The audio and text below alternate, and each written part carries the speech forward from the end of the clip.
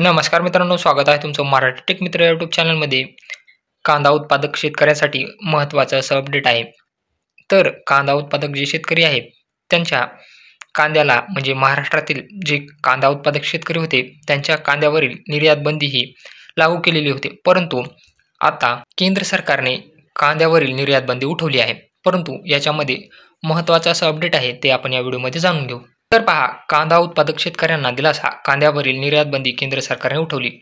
केंद्र सरकारने लोकसभा निवडणुकीच्या तिसऱ्या टप्प्यापूर्वी शेतकऱ्यांना गिफ्ट दिले आहे. कांद्यावरील निर्यात बंदी उठवण्याची घोषणा केंद्र सरकारने केली आहे. आता शेतकऱ्यांना कांदा निर्यात करता येणार आहे. यामध्ये 40% निर्यात शुल्क लावून कांद्याची निर्यात करता येणार आहे.